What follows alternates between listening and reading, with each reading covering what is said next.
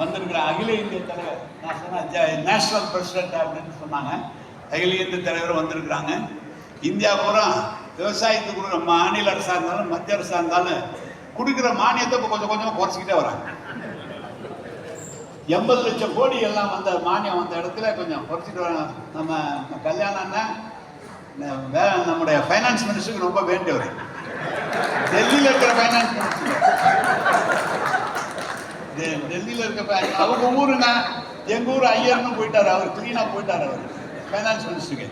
எனவே நீங்க தான் போய் பேசுறீங்க, கேட்கலாம். நம்முடைய முதலமைச்சர் நீங்க எங்களுடைய ஏற்றுமதிக்கு ஊக்குவிப்பு தர வேண்டும், ஜிஎஸ்டியை குறைக்க வேண்டும், எல்லாம் எழுதுறாரு.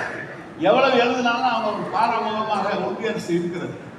எனவே நான் இதை சொல்வதற்கு கல்யாணம் அவர்கள் அவருடைய ஊரை சேர்ந்தவர் தான் அவருடைய ஃபைனான்ஸ் மினிஸ்டர்.